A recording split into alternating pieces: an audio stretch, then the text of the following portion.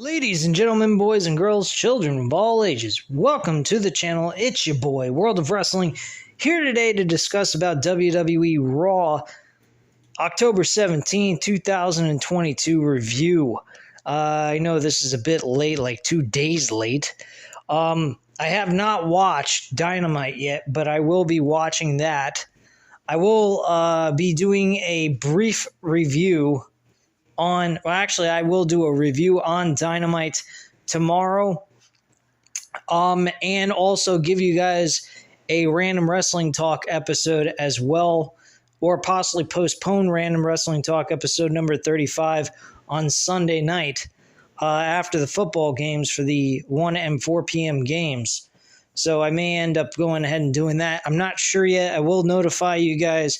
You guys, as usual, will be notified hours before I go live on the air.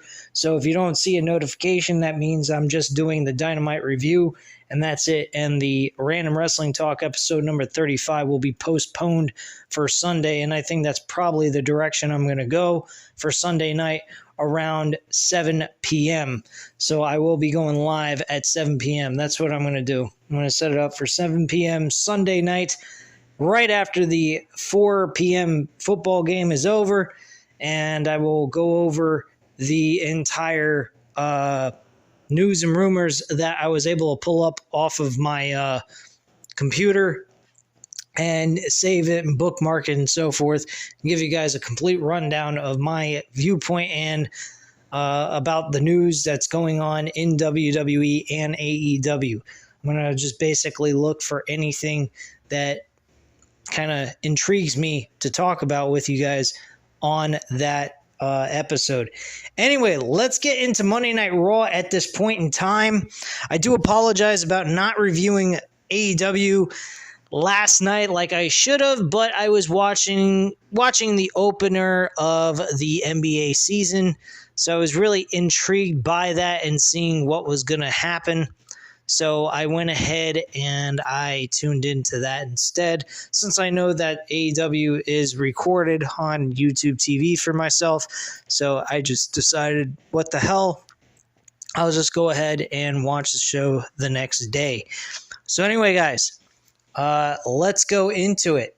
Raw this past Monday, it was kind of a kind of show. Really nothing to it.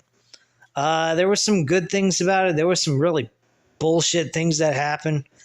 Elias and Matt Riddle is pretty sad and weird.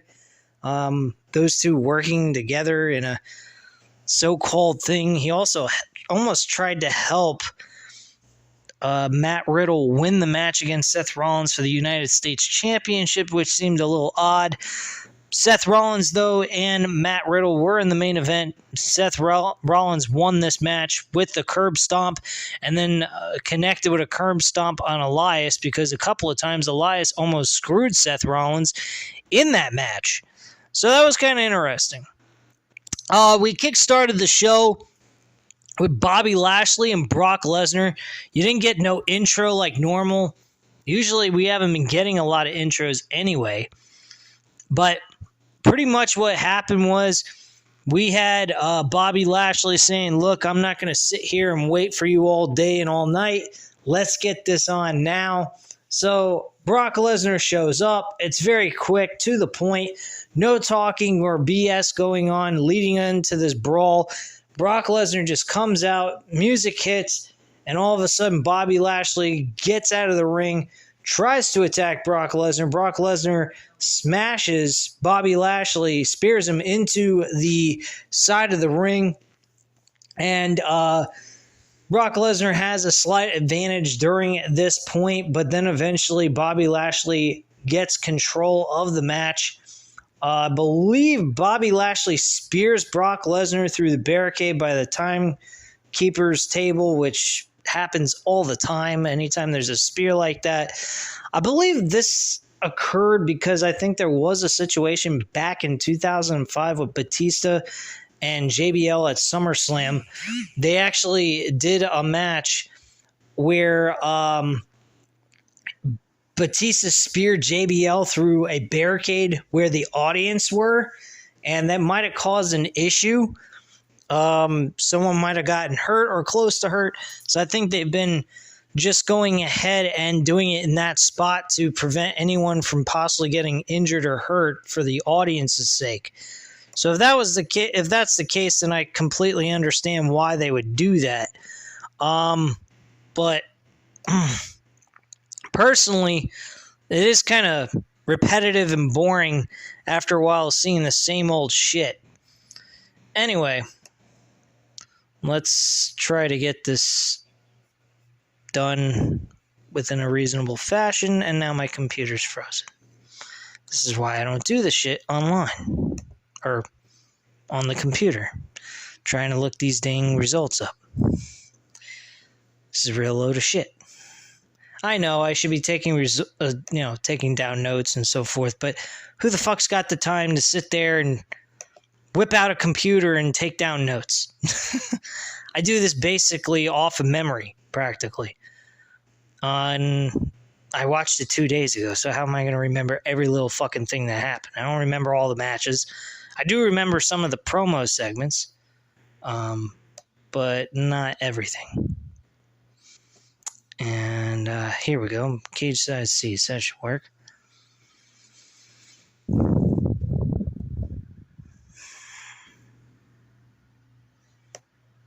All right. So basically, Bobby Lashley got the advantage, and he manages to get the W in this brawl, which eventually later on in the show, it was announced that Bobby Lashley and Brock Lesnar will be facing each other at Crown Jewel on November 5th. I'm not sure if I'm going to go live for that as the show goes on. I'm not sure if I'm going to do that. I think I'm going to wait until after the pay-per-view is over and then give you guys my full review on that. I may go live for a full-on review, possibly. I'll give you guys a notification, a heads up ahead of time before I actually go live. But yeah, this pay-per-view for Crown Jewel doesn't seem that bad. I think it's pretty decent. I think the world title match is very weak. I don't understand why we got to see a Logan Paul versus Roman Reigns match. This is quite embarrassing, to be quite honest with you guys. I don't even understand why they're doing this. But whatever. Anyway. Okay, so I have no idea what the fuck's going on here. Every time I use these websites, I can't do this without doing it on my phone for some strange reason. If I do it off my phone and I do it on a computer, the computer freezes. And this computer's not even that old. So, I have no idea. Anyway, let's see here. What else do we have on the show? All right, so the very first match on the show was actually Otis and Chad Gable going up against Carl Anderson and Luke Gallows in a standard tag team matchup. I'd have to say this was a pretty decent matchup. The OC, the Good Brothers, whatever you want to call them, win their match against Chad Gable and Otis. Chad Gable actually takes an L in this match. I gotta be quite frank with you guys. I truly feel that Chad Gable and Austin Theory are both suffering a lot of L's in the last couple of weeks. It is getting a little aggravating, kind of concerning, to be quite frank with you. And I don't quite understand the reason or purpose behind this, but it is kind of strange. Chad Gable has been performing at a very high level and has been very entertaining. But unfortunately, this loss is kind of sad. I don't understand why Otis couldn't take the L instead of Chad Gable, but it's just kind of the way it went. Match quality-wise, I think the OC did a decent job here with Chad Gable and Otis. I think Otis and Chad Gable are a good tag team. Definitely well-deserving of tag team gold eventually down the line. But not with these L's that they're taking lately, which is bloody fucking awful. But overall, they've been pretty darn good in performance-wise. But wins and losses, they've been pretty bad. Let's be quite frank. But yeah, this was a good match overall. I don't have too much complaints on this match. So the situation after that match was AJ Styles comes down to the ring to celebrate with the OC with their victory. But that is quickly interrupted by the Judgment Day. Judgment Day come down to the ring. Finn Balor saying how he is so sick of this too sweet shit. Like, as if we've never seen that before, referencing to the NWO, who originally started it back in the 1998, 96 to be more exact. He started a little club known as the Bullet Club in New Japan Wrestling, and he's quite sick of it. He's also sick of AJ Styles and their group. He felt that they should be very proud of themselves, and this is where Damian Priest comes in and says he thinks that they did a great job last week and felt they did what they had to do to get themselves over here. So they went ahead and, pretty much shit all over AJ Styles and said that they have a challenge for AJ Styles and his team. He says, how about this? How about a crown jewel? You and I, my team versus your team, in a 6-man tag team match at Crown Jewel. He says, that's fine, I accept, but there's one small thing I can't quite understand. We're here at Monday Night Raw. We're both here at ringside, and, we're all set and ready to go. Let's go to war. Let's battle it out, see who's the best. And, he said, unless you need permission from Rhea Ripley, of course. And then Dominic Mysterio takes over the microphone. And damn, does he make this fucking seem cheesy as hell. He's very hesitant, doesn't really looking for okays from his group. Doesn't really look like he's got a backbone. He's got pretty much the Judgment Day holding him up at this point in his career, which looks pretty sad. And, he pretty much goes, you're just a jerk off, and you ought to go ahead and do what my father did. Tuck your tail between your legs and run off to SmackDown. He says, oh really? Well, how about this? How about I kick your ass like your father should have, and I'll beat you limb from limb in a match tonight. He goes, and we'll do it right now. And he goes, Whoa, wait. I don't got my gear on. I'm not ready to go. I ain't got my wristbands on. None of that stuff. And I'm going, what the fuck? Has he ever thought maybe he didn't care about having a match? He just wanted to brawl? This guy's an idiot. Sounding like a dumbass. Fucking lame-ass heel. Sounds like something The Miz would do. So I'm just not liking Dominic in this situation during this segment this past Monday. He sounded pretty bad, personally. And AJ looks at him and goes, oh, well, you scared or something? He goes, okay, fine. And he looks over to Rhea Ripley. Rhea Ripley says, yeah, take him on his offer and face him tonight. So he does. And they have a match later on in the show, which I think was understandable how the result went down, but also the way it went down looked kind of very Vince McMahon-like type ending. I kind of wish they could have done a better ending than what they did, which kind of sucked, honestly. Not that Rhea Ripley interfering and helping Dominic Mysterio win the match. It's the roll-up pinfall, as if we have not seen that before in the past. And he didn't even grab the tights. He just kind of rolled them up and that was it. Very simplistic. So I didn't understand that one, but whatever. So we come back from the commercials. We get Seth Rollins on in the ring, actually. So Seth Rollins is in the ring.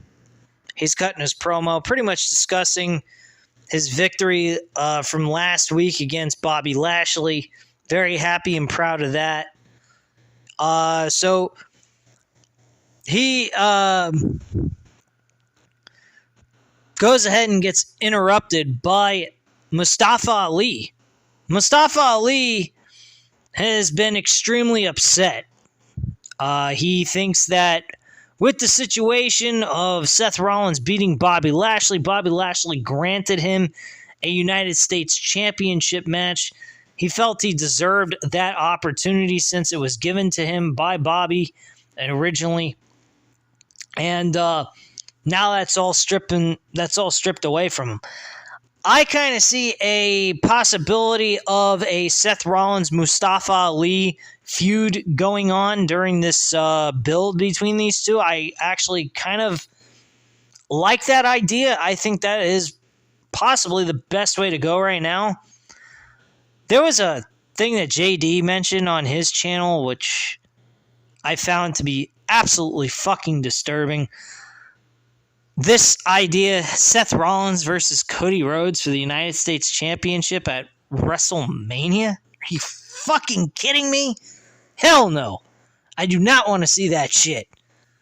No way in fucking hell do I want to see Seth Rollins versus Cody Rhodes at WrestleMania for the fourth fucking time over a meaningless belt.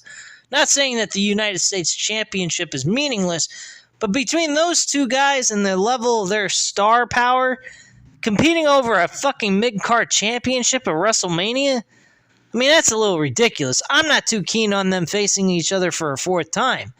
But if I was going to see them challenge each other over a fucking belt, it'd have to be the WWE or Universal Championship. Or both, depending on what they decide to do with those two titles. But honestly, I mean, I don't want to see them compete over the United States Championship. That's like Jericho and Kevin Owens at WrestleMania, I think it was 33. Yeah, WrestleMania 33. I mean, that's retarded. They competed over the it was over the United States Championship. Why would they be competing over a United States Championship when you had Kevin Owens as a Universal Champion the whole entire time, and Jericho was his backup guy, helping him win matches as he was running through his opponents at the pay-per-views? You don't do that. But because Vince McMahon was in control, and secondly, they had Goldberg and Brock Lesnar on the brain, they made that happen instead of Kevin Owens versus Chris Jericho for the Universal Championship at that point in time on Monday Night Raw. So thank you, Bill Goldberg, for turning Kevin Owens into fucking dirt. And we got Kevin Owens and Chris Jericho instead for a U.S. Championship match. I don't want to see that again with Cody and Seth Rollins with their level of star power. Are you kidding me? Fuck that. Get them both to win the fucking Royal Rumble. Have them both challenge Roman for both belts. And there you go. Problem solved. You got a great story with two great athletes and two great wrestlers that actually had the match of the entire pay-per-view of this year for WrestleMania. And then they had two other good matches on top of it. So what can you ask for? Reward them both. They both deserve it anyway.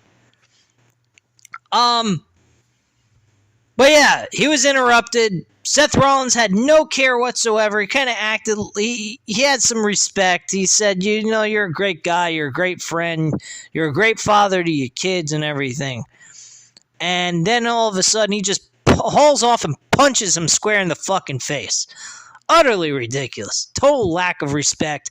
Acting like a total douchewad, which is who he's trying to portray. But a lot of times, he's actually swinging along with the fans, and the fans are cheering for him. So it gets a little confusing with Seth Rollins, you know what I mean? Anyway, moving on with this show. This was not a bad segment. I kind of enjoyed it. But still, I mean, Mustafa Ali, Seth Rollins' idea, I think is the best way to go. I don't think Seth Rollins needs to be a rival against Cody for a U.S. championship opportunity. I think that's ridiculous, as I mentioned before. After this segment ends, we see John Bradshaw Layfield limousine drive into the arena, and we go to break at this. Oh, God. This was the most wasted out segment I've ever seen in my fucking life. We got JBL, now officially a so-called manager. Hopefully that's not the case, but for right now, I'm assuming he is the manager of Baron Corbin. Holy shit, what a terrible fucking combination. I mean, I appreciate what JBL did back on SmackDown in 2004 as a WWE champion. A lot of people didn't like him as champion. I thought he was funny as shit, and I thought his run as the WWE champion for 10 months was reasonable. I would have appreciated him to have more title defenses that didn't involve Orlando Jordan interfering in every single one of them almost, or the entire cabinet, which they were called at the time, interfering in his matches. If it wasn't for that, and we had a couple of matches where he actually defended the title without interference and retaining the belt, I'd had a little bit more respect for the guy. But unfortunately, that was not the case. That was my biggest gripe about him. Otherwise, he wasn't that bad of a champion in my book. I don't know about the ratings. I'd have to go look at that from back in almost 20 years ago. But yeah, he did not do a bad job, I don't think. But he also was not exactly the best champion of all time either. So, I don't know. It's all depending on your opinion and viewpoint on that one. I don't think he did a terrible job, but again, I will say he wasn't the best. We then had Bianca Belair and Candice LeRae go up against Damage Control. I barely even paid attention to this match. I mean, let's face facts. Candice LeRae worked well on NXT. Here, she is like totally lost in the shuffle. She has no crowd reaction. It's like as if she shouldn't even be there. And I feel bad for her in a way. But at the same time, she doesn't have enough notoriety, I would say, or people actually knowing who she is. She's very, I don't know, I guess you could say she could belong on Damage Control, if you really want to get technical. But then again, Damage Control is not exactly doing anything extraordinarily great there either, so I don't know where the hell you could stick her, because right now by herself, she is not making it.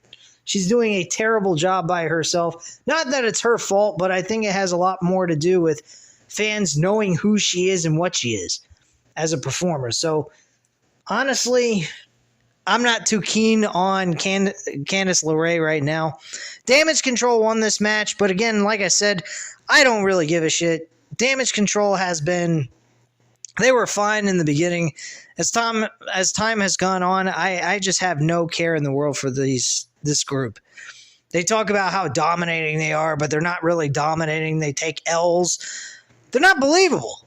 They're just there, just to be there, I guess. I don't know. But yeah, I'm not particularly happy with this whole Damage Control bullshit.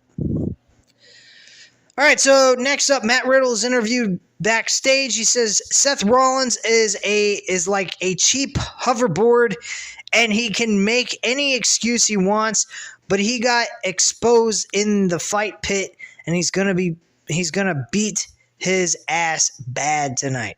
Okay, great. He then has Mustafa Ali come up to him. He says, hey, Mustafa, if I win this match, I will give you a shot for the United States Championship. Basically kind of having some sympathy that he was fucked over out of a title shot opportunity he was told he was going to get, but never did. I think this is going to lead to Mustafa Ali eventually getting a U.S. Championship run. I really believe that's going to happen. I think he definitely deserves it. I think after all the years that he has spent doing absolutely nothing, I think they're going to give him the push he deserves. I think he's going to win some matches. And that's what I think they should do. I think Triple H should put him on TV, have him wrestle up against like Austin Theory. Austin Theory, again, like I said, though, it really needs a W at this point. L's is not something he needs, but he suffered, I believe, another L tonight. I'd have to go through the entire match card. I think he did wrestle this past Monday. I'm not sure. But yeah, Mustafa Ali needs to get some matches. Stop begging for title opportunities. Earn the fucking title opportunity with matches, with him winning and so forth, and get him on a winning streak. That's what they need to do with Mustafa Ali at this point. That's the only way it's going to resolve and give him any purpose of getting a title shot against Seth Rollins. I think this match should happen at the Royal Rumble. I think that's when this match should take place, giving Mustafa Ali a run for the U.S. Championship. I don't think it has to wait until WrestleMania. That's very predictable. Not every title change needs to happen at WrestleMania. I think that this match between these two would be an excellent opportunity. Give the U.S. Championship a chance to shine on one of the bigger pay-per-views and have a title change at a different big pay-per-view, unlike WrestleMania. So I think this would be the best opportunity for them, is give him a lot of W's throughout the next couple of months, eventually leading him towards a title match against Seth Rollins and beating Seth Rollins for the U.S. Championship. You can then lead that to Seth Rollins going into the Royal Rumble, trying to win it, and you can either do one or two things. You could do a double elimination at the end of this, where Seth Rollins and Cody are at the end of it as the final two guys. And we have them pretty much have Adam Pearce come out, say, hey, you two guys are winners of the Royal Rumble. We have 2 championships, so we're going to go ahead and give you both an opportunity for each one of the titles, making Roman Reigns have to wrestle both opponents. The other option is Seth Rollins gets eliminated by Cody, giving Cody the ultimate win and not having to share the spotlight with Seth Rollins. But I'll be quite frank with you guys. If there's anybody that Cody should share the spotlight with, that is Seth Rollins. Seth Rollins and him have done the best work this year. Unfortunately, that was cut short for Cody, and I think Seth Rollins definitely deserves the Royal Rumble win for this year, because he's put in a hell of a lot of work for the last year and a half, especially through the pandemic era, along with Roman Reigns. And this talk about him always being second to Roman Reigns, guys, would be a very interesting idea, to have him go ahead, win the Royal Rumble along with Cody, and both of them are the guys to face Roman. Then you stack Roman in an Elimination Chamber match. That makes things even. You're stacking the deck against Roman Reigns. So not also he's going to have to face 2 opponents in separate nights of WrestleMania. You're then making Roman Reigns have to face 5 other guys in an Elimination Chamber match, where he has to defend that belt and walk out alive and survive all of his opponents. Now, he goes in there, he wins all that, and then you have these 2 guys beat him for each title. That is giving more prestige to those belts, making Roman Reigns a fucking beast of a son of a bitch. And then you have Roman and Cody beat him for both belts. There you go. You move Seth Rollins over to SmackDown, and you have Cody on Raw for the WWE Championship. Problem solved. That's what I'd do. It makes the story even more compelling about Roman Reigns and how great he is, which we've already been, that whole storyline's been pushed into our fucking heads. But it's showing that he's coming to the end of the road as world champion, because the pressure is continuing to mount on him month after month. This match he's going to have at the Royal Rumble, I'm sure he's going to have a championship title defense. It's probably going to win that. They may make it a little bit close and very competitive where he comes close to losing. But at the end of the day, he's going to end up having the deck stacked against him leading into WrestleMania. And then eventually at WrestleMania, he's going to lose both championships to both of those guys. I think that's the two guys you give the belts to. That's it. End of story. Problem solved. Done. It's that simple. Anyway, let's move on here. But yeah, I think Matt Riddle or Mustafa Ali winning the U.S. Championship at the Royal Rumble would be the perfect spot to have him win. So back from commercial, commentary hypes up Cora Jade being her here to pick an opponent for Roxanne Perez. She picks Rhea Ripley, actually. At the end of the day, she bumps into the Judgment Day, talks about that. JBL comes out. He makes an announcement that Baron Corbin would have made it in his era, which is the Ruthless and Attitude Era. Highly doubt that would ever happen. He's lucky he even made it through that. Baron Corbin faced Dolph Ziggler. Dolph Ziggler ends up losing this match in a very close matchup, actually. Baron Corbin walks away victorious, though. Back from commercial break, we actually have MVP backstage with Omos. The great almighty Omos! Oh, God! They're talking about how they're going to rage war against Braun Strowman. Oh, my gosh. Braun Strowman and Omos? That's what they brought Braun Strowman back for? Omos? Wow, I could have never thought about that one.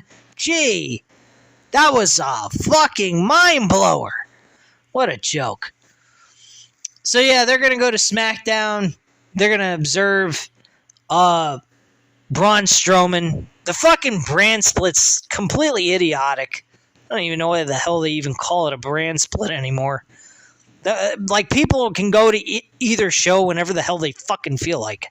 It's a joke. We got also a recap of Bray Wyatt from SmackDown's speech. Nothing special there.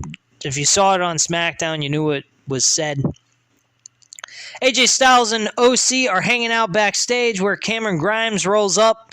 He says he's been having trouble with the schism and was wondering if they'd team with him. The OC say they only accept cash and brother friendly, and if Grimes needs partners, they'll be there. So NXT was stacked up with WWE main roster guys to compete against good old AEW Dynamite. I don't think either one of these shows did at all well in the ratings with the NBA season opener. Highly doubt that. AJ Styles and Dominic Mysterio already covered a little bit of that. They pretty much have AJ Styles get screwed here with Rhea Ripley interfering in the match and a roll-up pinfall by Dominic Mysterio for the W, and that is over. That's pretty much it. Johnny Gargano approaches Miz backstage. He says he knows the real story between the A-lister and Dexter Lumis, and the easiest way for him to get out of this match is to go tell everyone the real story. Miz doubles down and says he's going to get Lumis banned forever and then settle the score with Gargano. That sounds like a really shitty idea. I don't know why the fuck they would team Gargano and Miz together in a matchup or rivalry. I don't like that idea at all. But I have a gut feeling Tommaso Ciampa, Lumis, and Gargano might have some sort of thing going on with each other. I know that sounds far-fetched. They may not have anything to do with one another. There's a possibility that might be the case. Because apparently, Johnny Gargano knows something that we don't. I have no idea. But apparently he knows the answer, what Dexter Lumis has a problem with The Miz about. So, I don't know. It could be a possibility that there is a connection between Tommaso Ciampa and Johnny Gargano and Dexter Lumis. Or I may be just throwing shit up against the wall and hoping it sticks. Kind of like how WWE's Creative used to book things. Anyway, Miz attacks Dexter Lumis during his entrance. Oh yeah, earlier in the show, he actually faked an injury, and then Johnny Gargano scared the shit out of him. He jumped out of his out of the seat that he was sitting in the facility that they were taking care of him in, and that was pretty much that. And he was instantly cured. So, yeah, that was weird. Very cheesy, very gay, fucked up. Old WWE bullshit from when Vince McMahon was running it. Didn't really like that all that much. It really brought the show down a little bit in my book. So he attacks Dexter Lumis, hits him with a steel chair before dragging him up and hitting him with a skull-crushing finale on the chair, and the match didn't ever take place. Damage Control was interviewed. Nothing special there. Don't particularly care about what they had to say. Their interest in Bianca Belair is not over. Bayley's going to get the title back. Yada, yada, yada. No big deal. Miz runs into Johnny Gargano again. Gargano says that attack won't stop Dexter. The only thing that will stop him is giving him what he's owed. And what's the worst that happens? He loses his Miz and misses, and Johnny and Gargano take over. He's wearing a whistle, which he'll blow if Miz doesn't personally come clean. Wow. Sounds pretty fucking lame of a segment for Johnny Gargano to be in. Thank you, Bruce Pritchard, for taking over Triple H's job while he's out with COVID and fucking up this show, you freaking fat slob. I love you! Anyway, moving on.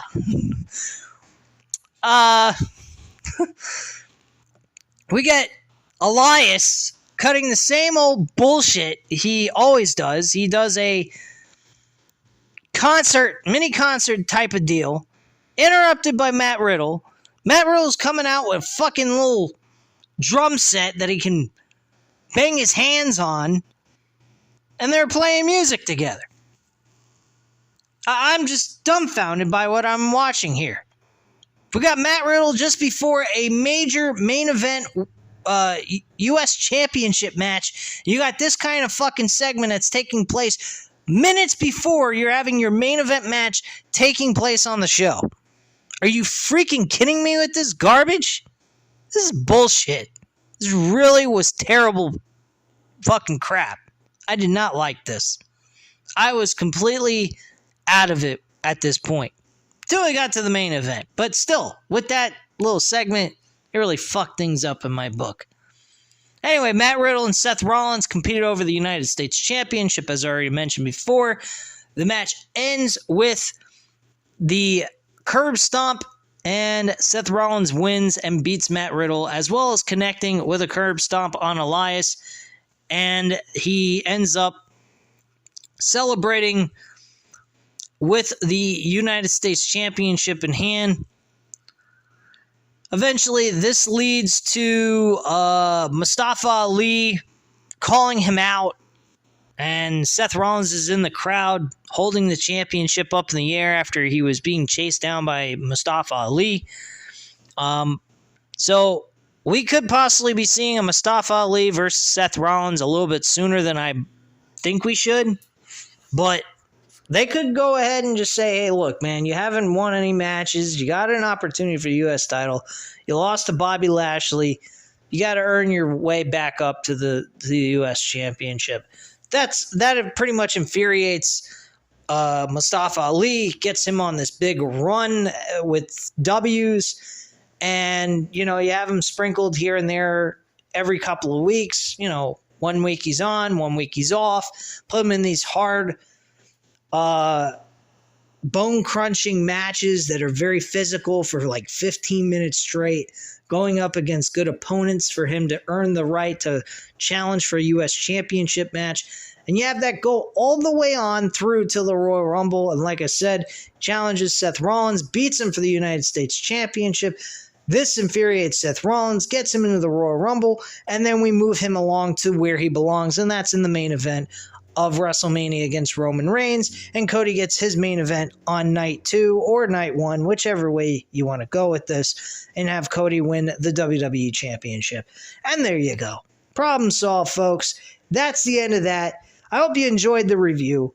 Anyway, guys, hit the like button if you liked the video. Hit the subscribe button if you're not already subscribed to the channel. And leave a comment down below. I'll definitely get back to you on that. I thank you guys very much for watching. Have a great night. I'll be here tomorrow discussing about AEW Dynamite review from Tuesday night. As well, on Sunday, I will be going over Random Wrestling Talk episode number 35. So keep an eye out for that for Sunday night, 7 p.m. So keep aware. I will send up a notification for you guys, and we will all talk Sunday night, 7 p.m. for Random Wrestling Talk episode number 35. Speak to you later, guys. Good night.